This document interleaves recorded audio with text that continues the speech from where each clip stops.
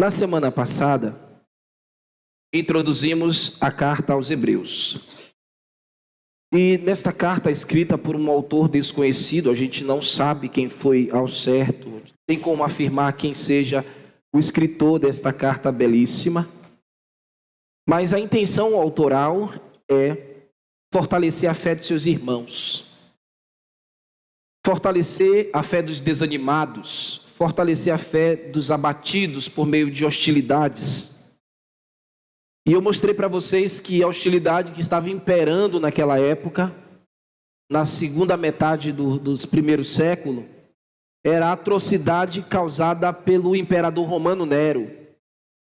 E nós comentamos aqui, eu comentei para vocês, que é nesta perseguição que a igreja perdeu dois baluartes muito importantes, Paulo e Pedro.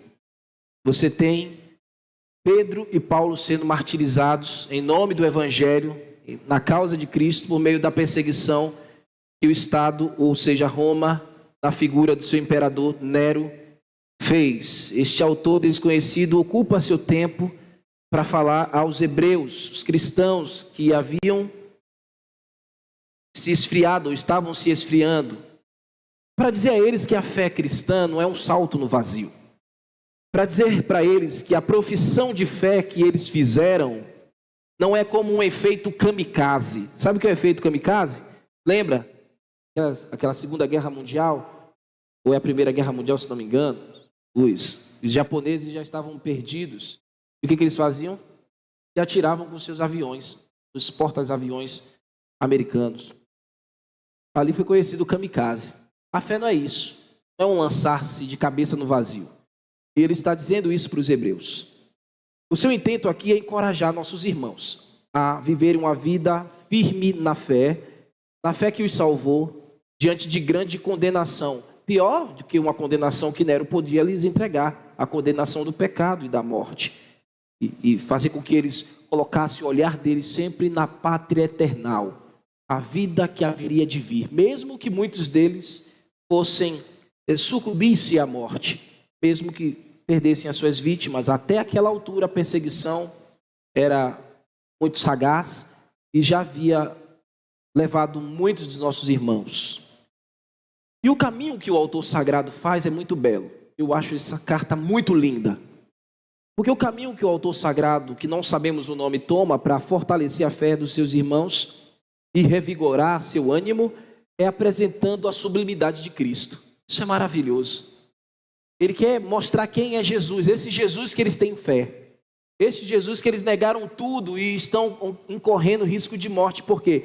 A perseguição foi porque foi dito por Nero que o incêndio da cidade de Roma foi causado pelos cristãos. E aí os nossos irmãos estão sendo, nesta época, mortos, perseguidos, entregues às feras, empalados e cobertos de betume, sendo queimados. Isso tudo a gente já viu na introdução da carta.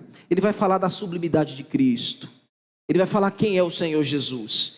Ele vai falar que aquele que foi revelado aos homens, foi justificado em espírito, está na majestade nas alturas, venceu a morte, aquele que criou o universo, como ele diz logo na introdução da sua carta. Ele é a revelação perfeita de Deus, ele é a expressão máxima do ser de Deus. Deus está se revelando agora por meio do Filho. Ele não se revela mais da forma ou das maneiras como ele se revelou no passado. A gente viu isso. Cristo é a sublimidade da revelação de Deus. E ele se revela nas Escrituras, na palavra. A gente viu que os irmãos estariam fortalecidos no meio das suas perseguições, se olhassem para aquilo que os apóstolos deixaram escrito, pela historicidade do nosso Senhor Jesus, e ver todo o seu poder e todo o seu bom testemunho. E sustentando essa ideia, o autor sagrado agora vai nos mostrar uma outra faceta de Cristo, uma outra parte de sua sublimidade, e agora ele vai falar que Jesus é superior aos anjos. Este é o tema do nosso sermão expositivo essa noite. Jesus é o Senhor, ele é superior aos anjos. Ele foi dito logo na primeira introdução e na primeira exposição que Jesus Cristo é a revelação, o Pai se comunica por meio do Filho. Agora, o autor sagrado está dizendo que Jesus é superior aos anjos. Se deleitem, irmãos, em Hebreus, olhando quem é seu Senhor e seu Salvador. Vamos lá, vamos ficar de pé? Vamos à leitura da palavra de Deus, capítulo 1, versículo 4 ao versículo 7. Eu vou dividir esse sermão, assim Deus permita, em duas partes, porque tem muita coisa profunda aqui que eu preciso detalhar com os irmãos, eu não posso sair correndo. Por isso que do verso 4 até o finalzinho do parágrafo, é tudo falando sobre essa sublimidade de Cristo diante dos anjos. Mas eu preciso não completar todo esse corpo de informação hoje, e na semana seguinte, assim Deus nos permita, a gente dá continuidade nos próximos versos. Mas vamos à leitura, como a gente está acostumado aqui. Tendo se tornado tão superior aos anjos, quando herdou mais excelente nome do que eles. Pois a qual dos anjos disse jamais: Tu és meu filho, hoje te gerei. E outra vez, eu lhe serei pai, e ele me será filho. E novamente, ao introduzir o primogênito no mundo, diz: E todos os anjos de Deus o adorem. Ainda quanto aos anjos diz: Aquele que a seus anjos faz ventos, e a seus ministros labareda de fogo. Amém?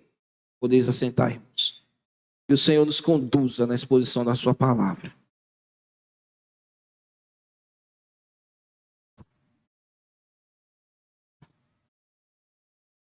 A partir do versículo 4, o autor, aos Hebreus, começa a apresentar a pessoa do nosso Senhor Jesus Cristo sendo superior aos anjos. E ele faz isso haja vista que o conceito de anjos no judaísmo tinha uma posição de grande relevância em seu meio e em sua tradição. Por isso que o autor sagrado se dedicou a compor esses versos aqui, com a finalidade de fortalecer a fé dos nossos irmãos. Na tradição judaica, a doutrina de anjos é uma doutrina que tem uma relevância muito grande. Meus irmãos, veja novamente o verso 4. Tendo se tornado tão superior aos anjos quando herdou mais excelente nome do que eles. A religião judaica, ela tinha a figura dos anjos em sua categoria de grande relevância e, em alguns termos na Bíblia, é importante destacar aqui para vocês que anjo na Bíblia, em alguns textos, vai se remeter a mensageiro, porque a palavra angelos no grego é isso, é anjo, ser espiritual, ou é mensageiro. Você vê a palavra angelos lá em Apocalipse, remetendo-se a anjo, mas falando a respeito dos mensageiros da igreja, que é o pastor da igreja. Ao anjo da igreja escreve, ao anjo da igreja de Laodiceia, de Pérgamo, de Tiatira, de Sardes, enfim. Ali, este anjo é um servo de Deus, o pastor. Eu sou o anjo da igreja, o pastor, o mensageiro da igreja. Mas aqui, nesse texto de Hebreus, anjo aqui são seres espirituais mesmo, tá bom? Então a interpretação aqui é voltada para os seres espirituais. São seres que aos nossos olhos são invisíveis. Mas fechando parênteses, havia um grupo na seita do judaísmo que habitava em uma comunidade chamada comunidade de Qumran. Qumran é uma comunidade muito importante para os hebreus, para os judeus. Existem tantas coisas que aconteceram lá, descobertas históricas, se encontraram nas grutas de Qumran muitos rolos do Velho Testamento, do Novo Testamento. Então, é uma comunidade muito importante. E nessa comunidade, os que habitavam nessa comunidade de Qumran acreditavam,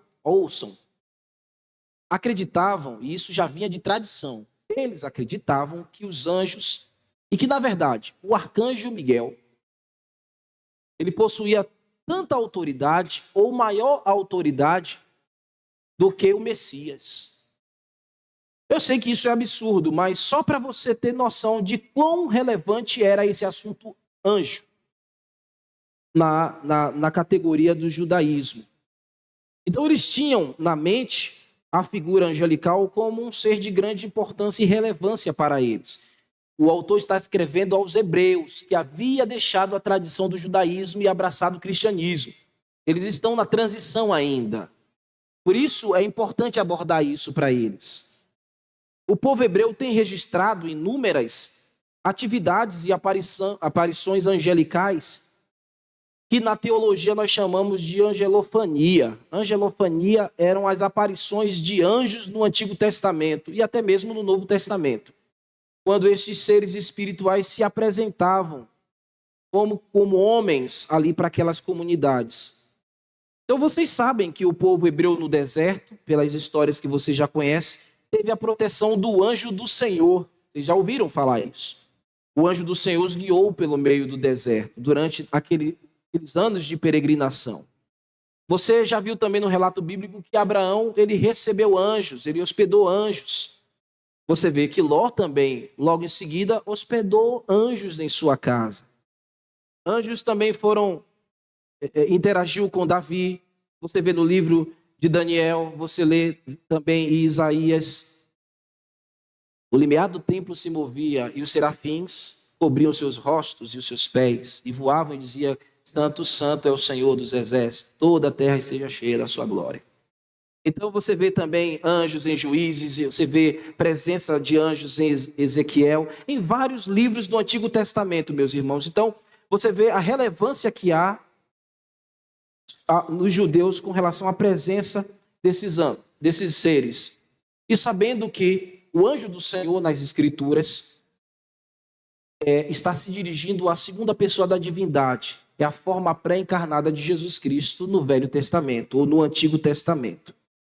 Eu preciso ler 2 textos com os irmãos. Eu sei que existem vários textos, mas eu escolhi somente 2 textos para ler com os irmãos. São textos longos, mas eu quero ler com os irmãos, só para mostrar essa interação que o povo hebreu tinha, essa presença angelical ou o anjo do Senhor. Juízes capítulo 6.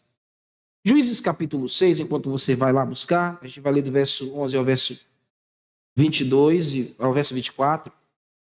Você sabe que ali tem um personagem chamado Gideão que está no embate contra os medianitas. Capítulo 6, versículo 11. Veio o anjo do Senhor e assentou-se debaixo do carvalho que está em Ofra e pertencia a Joás, a Biesrita. E Gideão, seu filho, estava malhando trigo no lagar para o pôr a salvo dos medianitas. Olha aqui para mim. Ele está malhando trigo no lagar. Isso é paradoxal. Por quê? O trigo não se moe no lagar. O lagar é o lugar de pisar uva. Por que ele está malhando trigo no lagar? Ele está com medo dos medianitas. Os medianitas eram povos que subiam aos povos, às tribos de Israel, e destruíam tudo, meus irmãos, consumiam tudo na época da colheita. Então o povo estava desesperado, porque os medianitas estão chegando. Então esse homem aqui, Gideão, pegou grande parte desse material, levou para um lugar desapropriado, para o quê? Para distrair os medianitas. Ninguém vai buscar trigo no lugar onde pisa a uva. Então, ele foi inteligente, né? Mas aqui está mostrando que ele é um cara que não estava muito corajoso, não. Então veja o verso 12. Então o anjo do Senhor lhe apareceu e disse: O Senhor é contigo, homem valente. Eita, o Senhor é um Deus assim, né? A gente vê aqui até um pouco de humor. Mas, enfim. No versículo 13.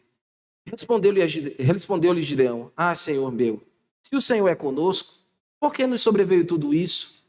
E de que é feito todas as suas maravilhas? Nossos pais nos contaram, dizendo: não nos fez o Senhor subir do Egito, porém agora o Senhor se apartou de nós e nos entregou nas mãos dos medianitas. Verso 14. Então se virou o Senhor para ele e disse: Vai nesta tua força, livra Israel da mão dos medianitas. Porventura não te enviei eu? E ele lhe disse: Ah, Senhor meu, como que livrarei Israel? Eis que a minha família é a mais pobre de Manassés, e eu o menor da casa do meu pai. Tornou-lhe o Senhor já que estou contigo, ferirás os medianitas como se fosse um só homem. Ele respondeu: se agora achei mercê diante dos teus olhos, dai-me um sinal de que és tu, Senhor, que me falas. Veja aqui, irmãos, que ele está dialogando com o anjo o tempo todo. Então parece que é uma coisa natural, né? Mas ele está cheio de temor aqui. Mas eles estão interagindo e dialogando. Aí veja o verso 19. Verso 16, 18, né? Rogo-te que daqui não te apartes até que eu volte e traga a minha oferta e ponha diante de ti. Respondeu ele: esperarei até que voltes. Então entrou Gideão e preparou o cabrito, bolos asmos, efa de farinha, a carne, e pôs o cesto, caldo da panela e trouxe até debaixo do carvalho e o apresentou. Porém, um anjo de Deus lhe disse: toma a carne, os bolos asmos, põe sobre esta penha, derrama-lhes por cima o caldo, e assim o fez. Estendeu o anjo do Senhor a ponta do cajado que trazia na mão. Ó, irmãos, é um homem que está ali. Na visão de Gideão, é um homem, um velho, talvez, que está com um cajado na mão. Ou então é um homem com autoridade que tinha um cajado na mão, que transmitia uma autoridade que tinha um cajado na mão. E ele vai ali, aí ele faz o quê? Coloca o cajado nesses elementos, e o que acontece nesses elementos? Eles pegam fogo, o fogo sobe da penha, não é isso? Onde estamos? Verso 21, né? Estendeu o Senhor a ponta do cajado, e trazia na mão e colocou na carne os bolos asmos, então subiu o fogo da penha e consumiu a carne, os bolos, e o anjo do Senhor, desapareceu. E se você percebeu, quando o anjo falou com ele, parece que ele se virou e estava caminhando. Quando Gideão começa a razoar suas dificuldades, ele se volta, ele virou para ele e falou. Ele para ali e continua conversando. Nesse final, ele não sai caminhando, ele simplesmente desaparece. Então, realmente, aqui é o Senhor. Viu Gideão que era o Senhor e disse: ai de mim, Senhor Deus, pois vi o anjo do Senhor face a face. Então, porém, o Senhor disse: Pai seja contigo, não temas, não morrerás. Então Gideão edificou ali um altar ao Senhor e chamou de Senhor e é paz. Ainda até hoje está o altar em Ofra, que pertence a Biesrita. Então aqui, meus irmãos, você vê interação com o anjo realizando coisas proezas, e ele sempre chamando de Senhor, e o anjo recebeu a adoração, recebeu a oferta. Aqui era a figura de Cristo no Velho Testamento pré-encarnado. Agora eu quero ver o outro texto com vocês, tá bom? Gênesis capítulo 32, abre lá, 32, verso 22 ao verso 29.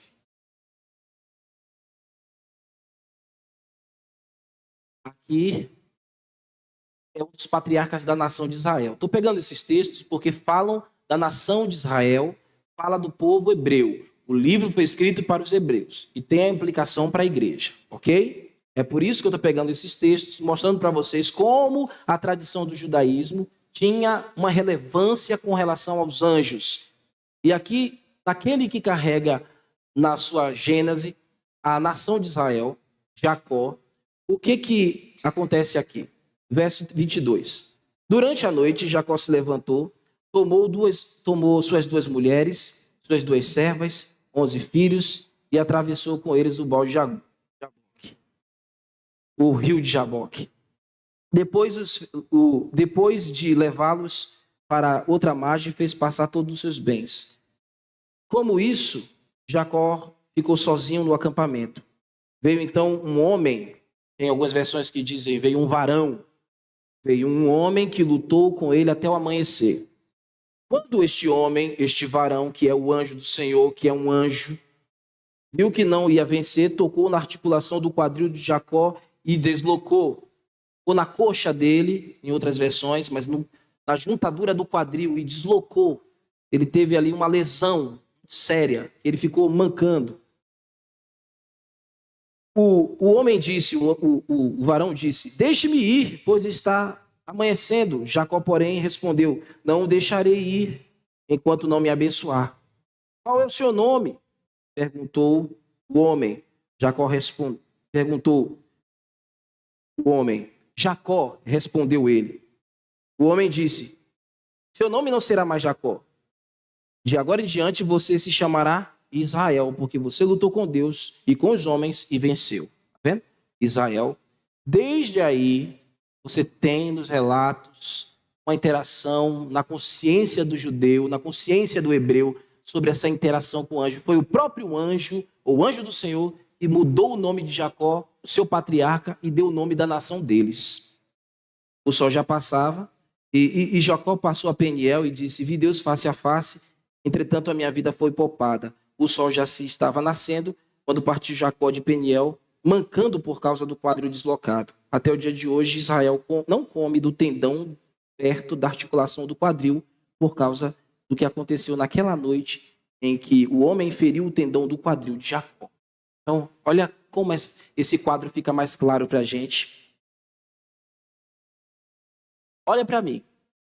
Ainda no Novo Testamento, saindo do Velho Testamento, entrando no Novo Testamento, você tem a presença de anjos visitando quem? Maria, é isso? Anjos visita Isabel, o anjo Gabriel, o mensageiro, visita Maria, visita Isabel. Anjos visitando Pedro na prisão para livrá-lo da morte.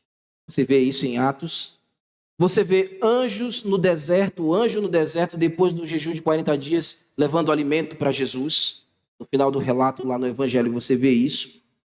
Quando Jesus está no Getsemane, suando gotas de sangue, quem está lá fortalecendo Jesus? A Bíblia fala no Evangelho de João que um anjo aparecia para fortalecer ele. Também há um relato de anjos, na presença de anjos na ressurreição. Quem é que moveu a pedra? Que estava lá na pedra, sentado na pedra? 2 varões, 2 jovens mancebos que brilhavam muito. João também dizia que anjos fortaleciam. Jesus já disse. Havia também a esperança daqueles que eram doentes no tanque de Siloé. Quem lembra? Tanque de Siloé. Lembra? O que acontecia lá no tanque de Siloé? Isso, anjo descia, tocava nas águas, e o primeiro que entrasse nas águas era curado. Então eles tinham essa expectativa. Então olha como na tradição deles tinha essa presença, esse pensamento, essa consciência. É errado? Não, mas às vezes estava deslocado. E o que estava acontecendo aqui com os nossos irmãos perseguidos? Eles estavam agora atribuindo que os anjos dos relatos do passado iria protegê-los se eles voltassem ao judaísmo. Que fora do judaísmo, eles não tinham segurança nenhuma.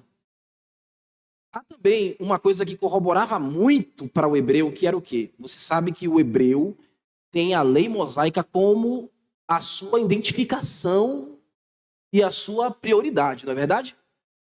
E o que está escrito lá em Deuteronômio, capítulo 32, versículo 2, fala que a lei foi entregue por anjos. Imagina.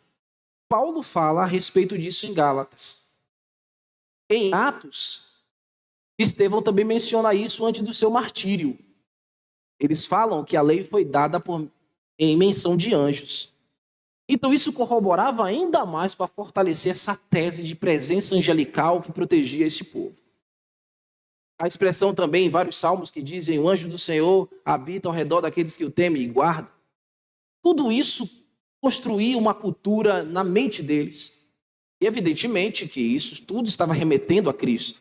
Mas eles não tinham uma iluminação para isso. E eu já expliquei para vocês que esse texto de que a lei foi entregue por anjos, eu expliquei nas exposições de Gálatas, que aquilo ali deveria ser muito bem interpretada da seguinte maneira. Quando Deus desceu no monte Sinai, os anjos cercavam a sua presença gloriosa, enquanto o dedo de Deus escrevia na pedra. Eu expliquei para vocês isso aqui na exposição. Quem quer recordar é só ir lá no canal, né? E procurar lá e você vai ver essas explicações. Mas vamos aqui para o versículo 4. Põe os olhinhos de novo no versículo 4, meus irmãos. A intenção do autor é remover essa consciência de que anjos vão protegê-los, de que anjo será o salvador deles. Tendo se tornado tão superior aos anjos quando herdou o mais excelente nome do que o deles. Este verso aqui está conectado ao verso 3. Olhinhos no texto, volta aí para o verso 3, vamos ler o verso 3 e 4 para conectar a ideia. Parte B, do verso 3. Põe os olhinhos no texto, vamos lá. Depois de ter feito a purificação dos pecados, assentou-se à direita da majestade nas alturas. Aí verso 4 chega, tornando-se tão superior aos anjos, quando herdou mais excelente nome do que eles. Jesus, depois da sua humilhação, que se deu quando o Verbo se fez carne e habitou entre nós, quando ele foi reconhecido entre nós como figura humana, quando ele se esvaziou das suas divisas ou da sua glória, depois de que Cristo realizou a obra da redenção na cruz, a gente viu isso no verso 3 agora, ele foi recebido na glória do seu eterno poder, sua eterna autoridade, e nos céus e na terra, ele foi exaltado sobremaneira e recebeu o nome sobre todo nome que nenhum anjo recebeu, ou nenhuma autoridade que um anjo recebeu. Isto aqui, meus irmãos, este verso 4 aqui, está refletindo aquilo que Paulo escreveu em Filipenses capítulo 2, versículo 5 ao versículo 11. E qual foi o nome que Cristo recebeu quando entrou no céu glorioso e ressurreto? O nome Kyrios, Senhor. Lembra, meus irmãos, que os imperadores acabavam com os cristãos porque os cristãos não chamavam eles de Kyrios? Nero queria ser chamado de Kyrios, de Senhor. E eles não chamavam. Kyrios para eles é Cristo, para o cristão é Jesus. Então ele está escrevendo aqui, está dizendo que ele recebeu o nome, ele herdou o nome mais excelente. E quando se conecta essa ideia, obviamente esses irmãos leram a carta aos Filipenses. Leu o que Paulo escreveu. Então na mente dele conecta essa ideia. Opa, Cristo recebeu aquele nome que Paulo falou. Ele é Kyrios, ele é o Senhor. Esse nome ele herdou recebendo sua autoridade sobre os céus e sobre a terra, incluindo a autoridade sobre todos os anjos, como ele sempre teve. Cristo é Senhor, os anjos não são senhores. Cristo é Kyrios, os anjos são servos. É isso que o autor quer mostrar para os nossos irmãos. É neste sentido que deve ser interpretado, tendo se tornado tão superior aos anjos. Antes do seu esvaziamento, ele já era desde eternidade em eternidade. Anjos não. Anjos não eram de eternidade em eternidade. Anjos foram criados por ele, pelo Senhor. Por este que recebeu este título do Pai. Senhor da glória. Senhor de todos os anjos. Senhor de todos os seres. Criador dos céus e da terra. E o texto lá em Filipenses diz que todo joelho no céu, na terra ou debaixo da terra se prostram sobre aquele que recebeu o nome soberano. Isso aqui inclui os anjos também. Eles se prostram diante de Deus, do Deus Filho. Na visão que João tem do Apocalipse, ele fala que os anjos lá no céu estão praticando uma atividade. Apocalipse capítulo 5, versículo 11 ao versículo 13. Acompanhe comigo a leitura. Então olhei novamente e vi vozes de milhares de milhões de anjos ao redor do trono, e também os seres vivos e os anciãos cantavam com forte voz: digno é o Cordeiro que foi sacrificado de receber poder e riqueza, sabedoria, força, honra, glória e louvor. Amém. Os anjos estão adorando quem é o Senhor. Depois ouvi todas as criaturas do céu e na terra, debaixo da terra, no mar, cantando e louvando. Louvores e honras e glórias pertencem àquele que está sentado no trono e ao Cordeiro para todos sempre. Cristo é soberano, irmãos, e recebe todo o louvor de todos os seres criados. Todo o fôlego desta terra aqui deve louvar e bendizer o seu Criador. E todos os seres espirituais nos céus também louvam e adoram o Criador. E o autor aos Hebreus está dizendo, mesmo na sua perseguição, você tem que louvar ao Senhor. E você tem que buscar no Senhor da glória a sua proteção. Veja agora o verso 6 ao verso 7 comigo, de Hebreus. O escritor sagrado continua desenvolvendo a sua afirmação de que Cristo é soberano, ele é superior aos anjos. Verso 5 diz: pois a qual dos anjos disse jamais, ou seja, nunca se aconteceu isso aqui. É isso que o autor está dizendo. Jamais, em hipótese alguma, aconteceria isso aqui. Aí ele diz, ele vai usar aqui duas citações no texto do Velho Testamento. Ele vai dizer: tu és o meu filho e hoje te gerei. Nunca isso foi dito a anjo nenhum. E outra vez, eu lhe serei por pai e ele lhe será filho. Nunca foi dito a anjo nenhum. Ele está tomando aqui duas citações, como eu disse a vocês. Ele está fazendo a citação do Salmo messiânico, Davi falando no Salmo 2, versículo 7. E ele está também tomando uma expressão do próprio Deus, falando a Davi, no segundo livro de Samuel, capítulo 2, 7, versículo 14, quando ele trata ali com o pacto da sua descendência. Quando ele fala que eu lhe serei por filho, e eu lhe serei por pai e ele me será por filho.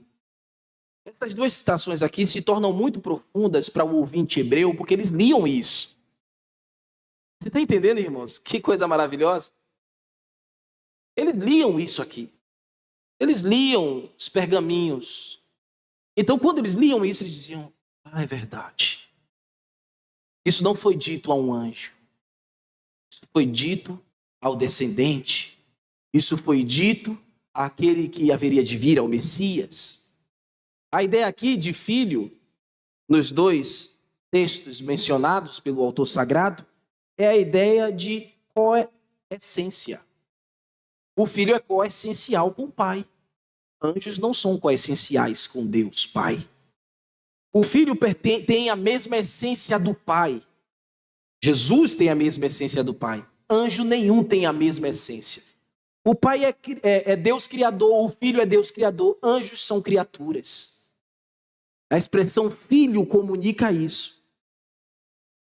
E a expressão hoje eu te gerei comunica duas coisas. A primeira coisa que comunica aí no texto significa que o filho que é Deus, Jesus Cristo, foi eternamente gerado. Quando a gente lê aqui em uma primeira leitura, a gente diz: hoje eu te gerei, então houve um tempo que ele foi gerado. Não, mas teologicamente a compreensão é essa. Ele foi gerado eternamente, de eternidade em eternidade, o Filho é gerado. É como eu estava explicando de manhã na escola bíblica, eternidade tem tempo? Tem? Então nunca houve um tempo que ele foi gerado. Ele é eternamente gerado. Ou ele é eternamente essência do Pai. Consubstancial do Pai. Essas verdades ele está entregando aqui para os seus irmãos. É maravilhoso, anjo nenhum conheceu esta realidade ou concebe esta realidade.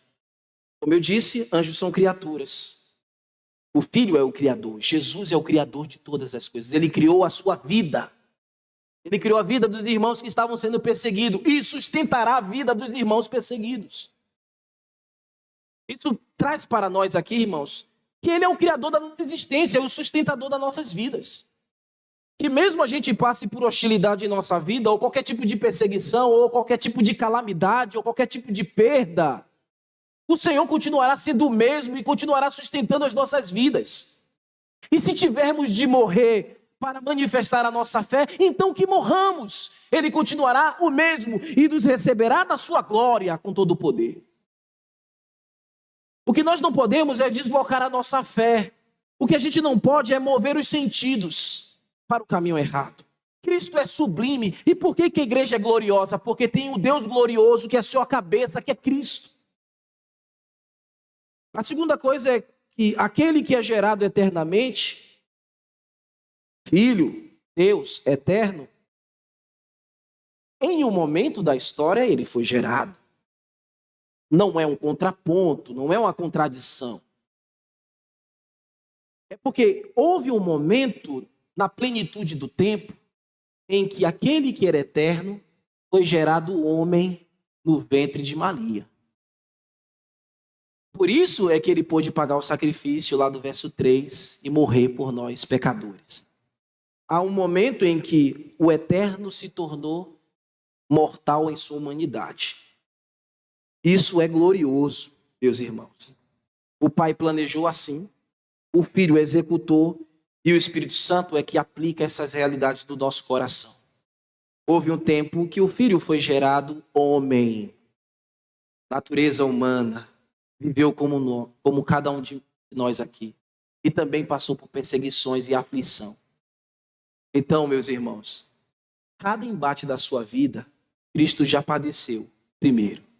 E Ele sabe a sua dor, sabe o seu lamento, conhece as suas crises e sabe as suas dúvidas, conhece as suas decepções, porque Ele se fez homem, Ele foi gerado no ventre de Maria, o Espírito Santo gerou Ele ali dentro.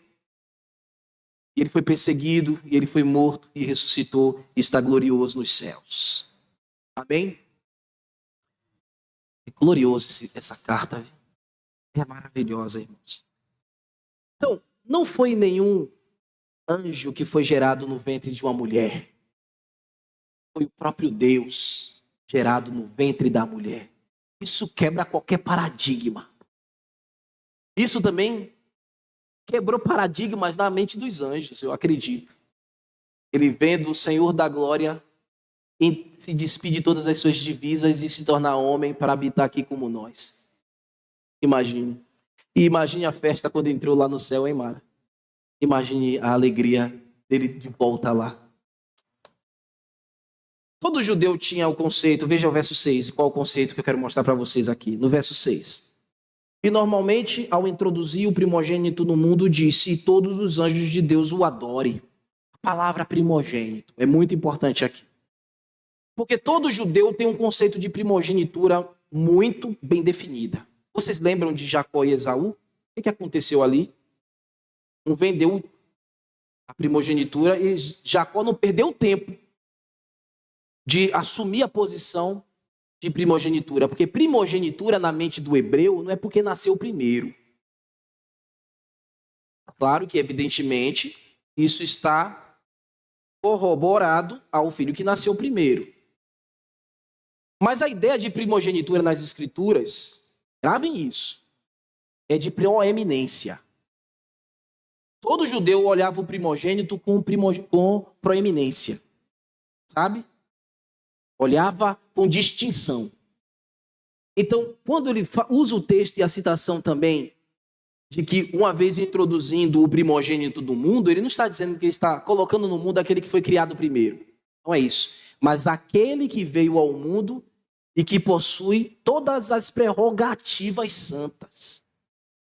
Aquele que veio ao mundo deve ser, esse termo primogênito deve ser interpretado que Cristo é proeminente, ele é primeiro, ele se destaca, ele é o esplendor da glória do Pai. Anjo nenhum é isso. Nenhum anjo, por maior categoria que tenha, maior poder que tenha, e anjos são seres poderosos, um anjozinho tem muito poder, irmãos. Mas Jesus Cristo é muito poderoso. Não temos como colocá-lo dentro de uma categoria. Ele é eterno. E ele é proeminente, essencialmente. Esse é o seu Deus, esse é o seu Cristo. Então o autor sagrado quer que eles olhem para Cristo com proeminência. Tire os olhos dessa tradição de anjos que, eu sei, a história sempre mostrou que eles foram enviados para nos proteger, para nos salvar. Mas há alguém proeminente. E este alguém é Cristo, é a Ele que você deve colocar a sua razão, a sua fé, a sua esperança no meio dessa perseguição. E é na proeminência de Cristo que nós somos sustentados, irmãos. É na proeminência de Cristo que a igreja prospera. Por que a igreja não morreu e não foi sufocada neste mundo de opressão? Por que a igreja não morreu, não apagou em todas essas eras? Porque Cristo é proeminente. Porque Ele é o destaque da igreja. A igreja vive para Ele, vive para a glória dEle. E os irmãos precisariam saber disso. Quer vivamos ou quer morramos, vivemos para Cristo. Aquele que é o proeminente. Quem é o proeminente da sua vida? Quem é a proeminência da sua vida? O que é o primeiro lugar da sua vida, irmão, cristão, homem de Deus, mulher de Deus? Cristo deve ser o proeminente na sua vida. Você tem que trocar tudo por Cristo. Você tem que abandonar tudo por Jesus. Você que me ouve aqui esta noite, que ainda não tem uma aliança com Deus, você tem que abandonar a sua vida de pecado e se apegar a Cristo. Este que é proeminente, que precisa ser o centro da sua vida. Ele precisa ser o sustentador da sua vida. E ele tem poder para ser.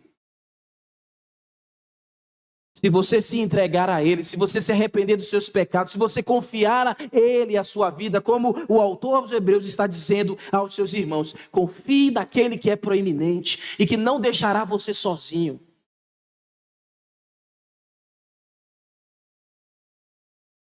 Os anjos em todas as suas categorias foram criados para adorar o Senhor. E no verso 6, no final diz, e todos os anjos de Deus o adorem. Todo judeu piedoso que lia estas coisas estremecia e voltava ao seu caminho. Era fortalecido e o objetivo acontecia da carta.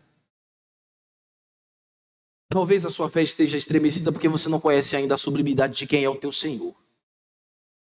Mas quando você se apega às verdades de quem é este santo, Cordeiro de Deus, você é fortalecido, porque vem tudo isso ao seu coração, meu irmão. E tudo isso lhe sustenta, ele é soberano, ele é o Criador, ele está acima de todas as coisas, incluindo as miríades de anjos. Existiam seitas no passado, e existem seitas que superestimam anjos. Uma das seitas são os Mormons.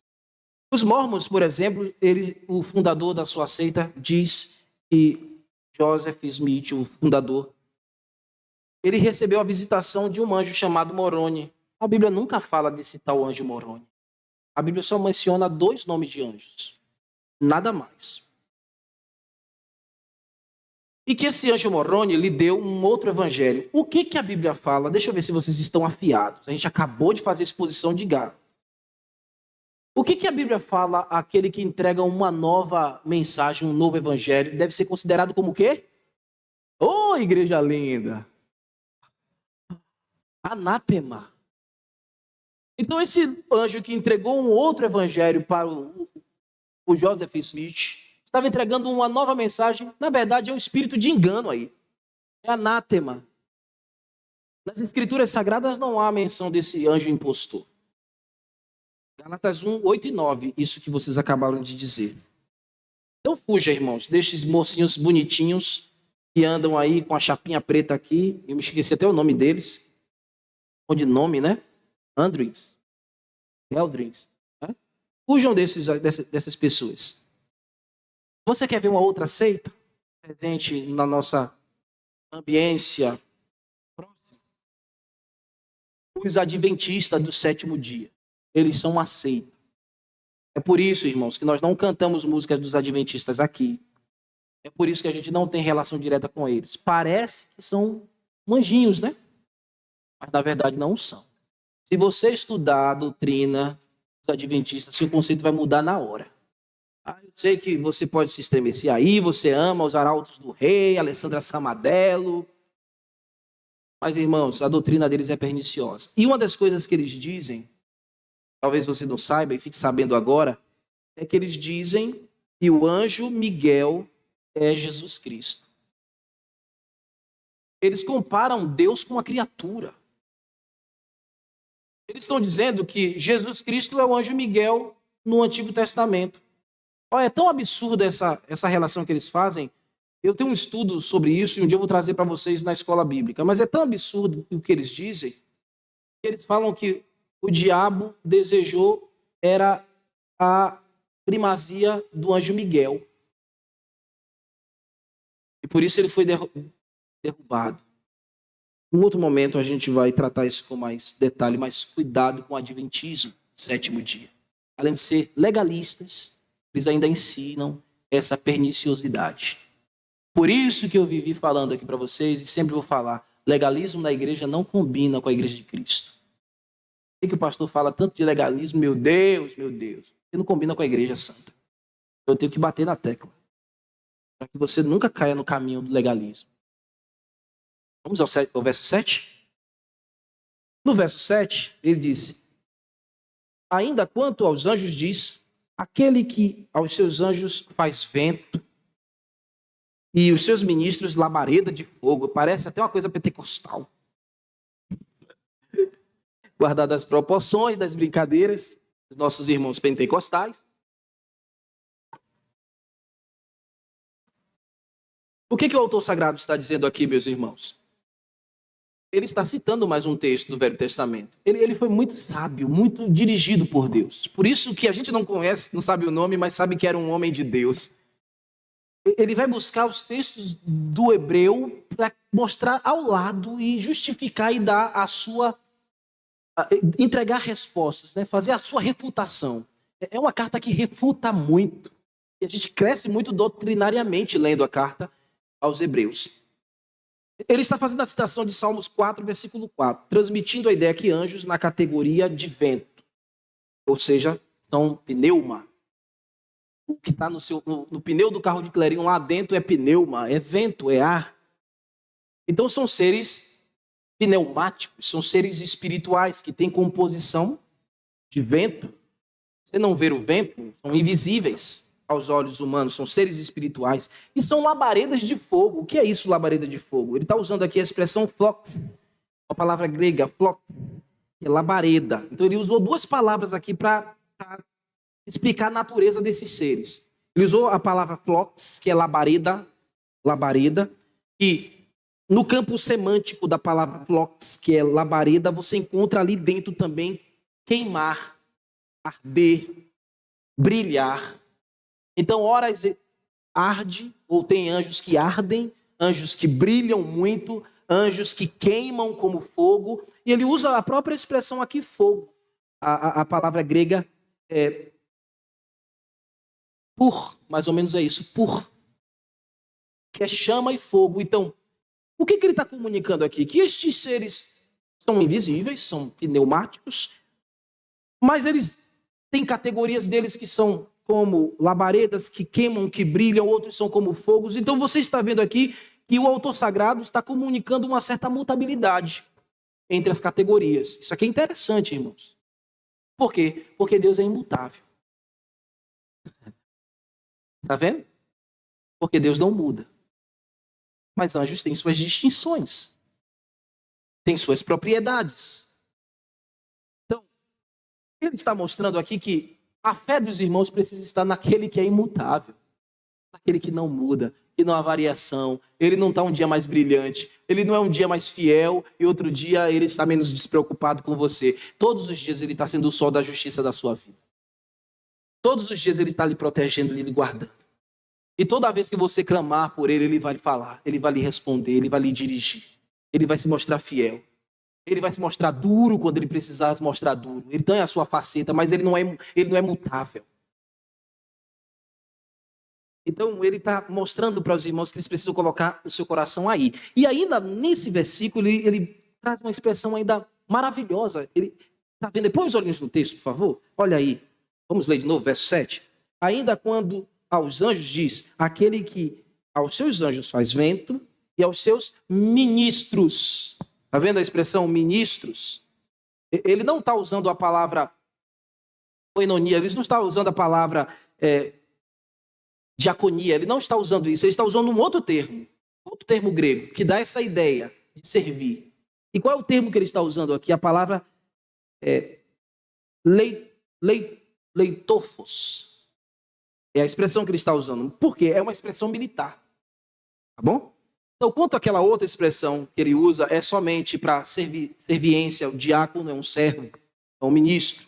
Aqui, estes anjos são ministros que vivem na posição como se fosse militar. Eles estão prontos, comunicando a ideia de quê? De estarem a serviço de um rei. É isso que a palavra está dizendo aqui. Eles estão prontos, estão postos para agirem ao comando do rei. Quem é o rei deles? Jesus. Eles estão dispostos a Cristo, porque lembre, o contexto aqui é mostrar a gloriosidade de quem? De quem? De Cristo. Então os anjos estão subordinados a quem? Eles recebem ordem de quem? De quem? Jesus. Ou seja, eles são...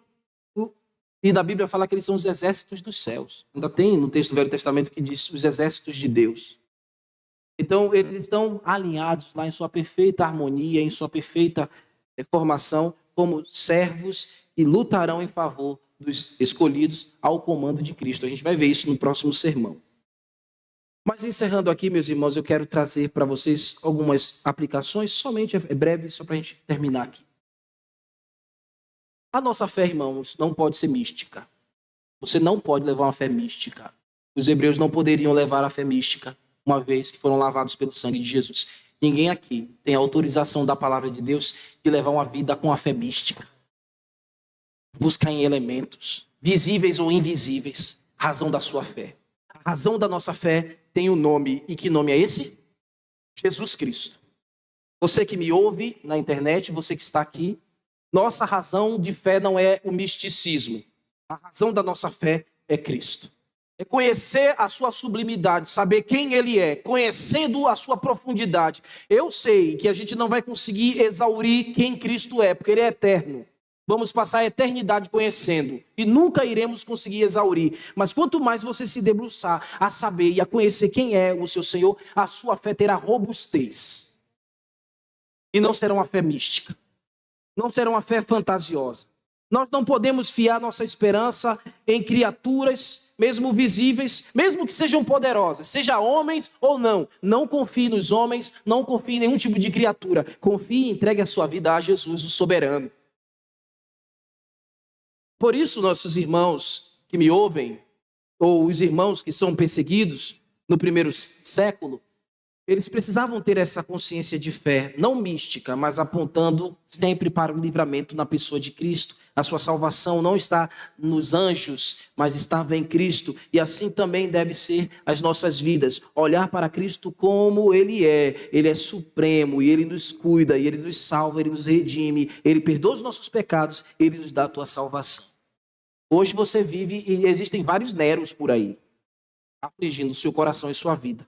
Mas para cada um Nero desse aí, há Cristo para te defender e para te salvar. Da mesma forma, hoje, meus irmãos, nossa esperança não está em nada que foi criado. Nem anjos, nem poderes, nem principados, nem coisas do presente, nem coisas do porvir. Porque, acredite, não existe anjo da guarda. Não existe um anjo que foi enviado para te guardar. Existe o Espírito Santo que foi enviado para morar em você. Ele lhe guarda. Cristo é quem guarda você. O Espírito Santo está se movendo em você e convencendo dos seus pecados. O Espírito Santo é maior do que os anjos. É Deus. A nossa salvação está segura no livramento que Cristo nos fez. Há pessoas que consideram anjos mais poderosos até que Jesus. Tem lugares que adoram e veneram anjos. Há pessoas também que pensam que possuem autoridade sobre os anjos. Anjo, corte esse laço. Anjo, bate a asa aqui. Anjo, proteja. Eu envio anjos agora. Tem pessoas que oram assim. Eu envio anjos para proteger fulano e beltrano. Ele não vai mover-se um passo. Você vai cansar sua garganta. Vai perder a sua voz. Ele não vai mover 1 centímetro. Anjos obedecem a Jesus. Não é a mim nem a você. Você não possui autoridade para dizer, anjo, faça isso ou faça aquilo outro. Proteja fulano ou beltrano. Não temos autoridade sobre os anjos, eles estão a serviço de Cristo. E outras pessoas que ainda vivem esperando que haverá uma revelação. Tem gente que vive pensando que vai ver anjo em todo lugar. Passa no campo aqui, vê o carro passar ali, o farol do carro passar rápido, pensou que foi um anjo nas árvores. Se você for lá, você vai ver o morcego.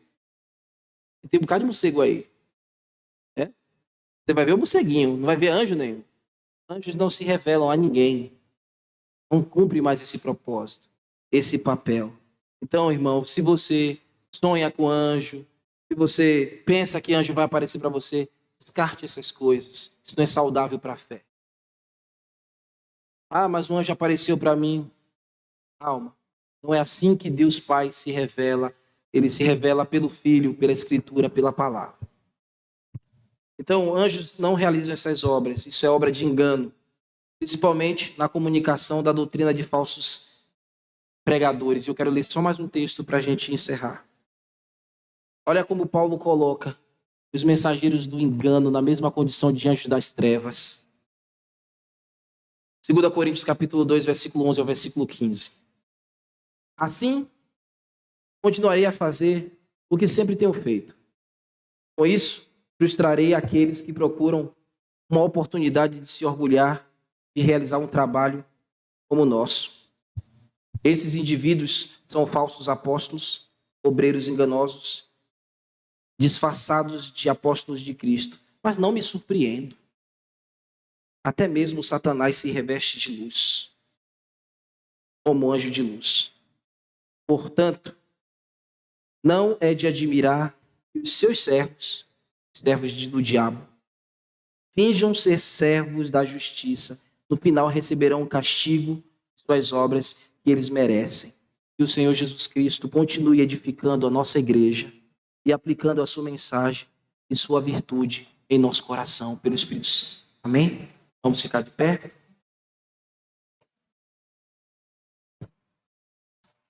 Senhor, obrigado pela exposição da tua palavra e tudo que foi dito aqui possa encontrar espaço no coração dessa igreja e que possamos ter uma visão de quem é o nosso Cristo supremo. Ele tem a proeminência em nosso meio e Ele é o nosso Senhor. Te louvamos, Senhor.